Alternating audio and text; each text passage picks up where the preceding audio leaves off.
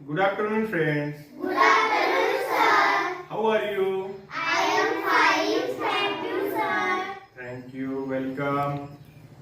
Today we are going to learn the sounds of letters. There are 26 letters in English language.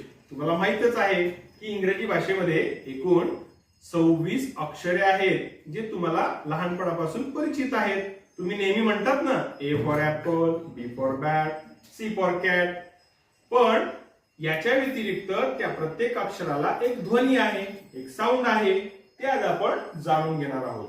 तर मित्रांनो, त्या अगोदर तुम्हाला मी सांगू इच्छितो की प्रत्येक अक्षर साऊंड त्याला आहे, परंतु काही अक्षरांना एकच साऊंड आहे आणि काही अक्षरांना एकापेक्षा जास्त साऊंड आहे.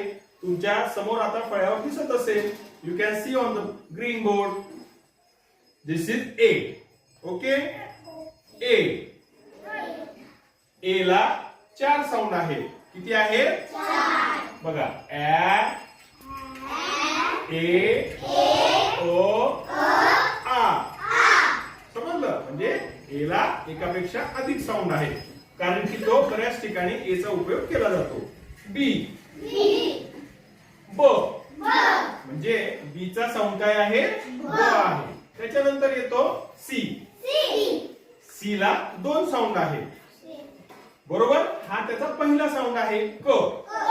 बघा, CAT कॅट म्हणतो ना आपण, तो हाच क आहे, म्हणजे त्याचा साऊंड आहे. त्याच्यानंतर सी चा दुसरा साऊंड आहे स. कोणता? स. त्याच्यानंतर पुढचा अक्षर आहे डी. बरोबर, डी ला ड हे प्रमुख साऊंड आहे. कोणतं? ड. आपण म्हणतो ना डी फॉर डॉग. आपण ते पुढे शिकणारच आहोत. ई. ई ला सुद्धा ए प्रमाणेच एकापेक्षा अधिक साऊंड आहे. ए, ई, ओ. त्याच्यानंतर येतो एफ.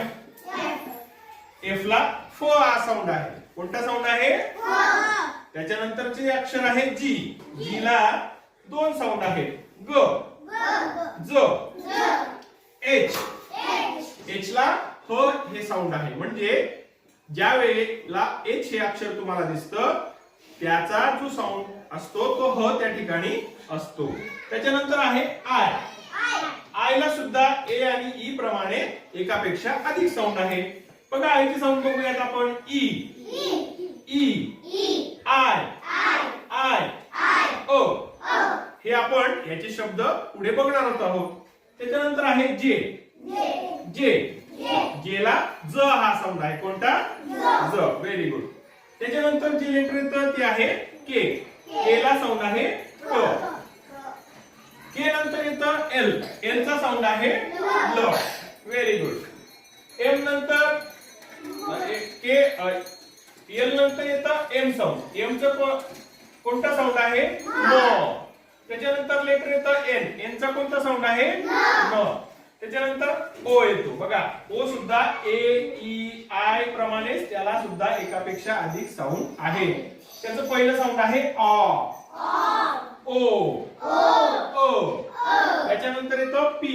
पी चं साऊंड कोणतं आहे? प. क्यू चा साऊंड आहे प. आर चा साऊंड आहे प. एस ला 2 साऊंड आहेत. 2 ते 3 साऊंड आहेत.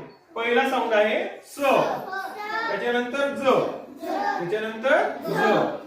टी. टी चा आहे ट. यू, अ, य. व्ही. व्ही चा साऊंड आहे व. डब्ल्यू चा देखील साऊंड आहे व. आणि त्यानंतर येतो एक्स.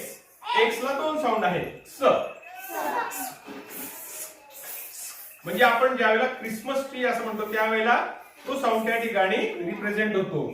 आणि ज म्हणजे एक्झाम सारख्या शब्दांमध्ये एक्स अशा प्रकारे साऊंड करतो. त्याच्यानंतर आहे वाय. वाय. वाय चे साऊंड आहेत वाय किंवा आय. बरोबर. त्याच्यानंतर झेड चा साऊंड आहे झ किंवा ज. मित्रांनो, अशा प्रकारे या प्रत्येक अक्षराचा साऊंड आहे आणि काही जी अक्षर आहेत त्यांना एकापेक्षा अधिक साऊंड आहे. बरं, आता याचा फायदा काय आहे?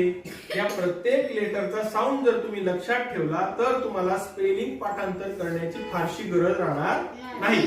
पाठांतर हे कधीही आपल्याला त्रासदायक असतं, परंतु आपण प्रत्येक अक्षराचं साऊंड जर लक्षात घेतलं तर आपल्याला तो शब्द वाचताना मदत होणार आहे. आणि जर शब्द वाचता आले तर आपोआपच वाक्य म्हणजे सेंटेन्सेस तुम्हाला वाचता येतील.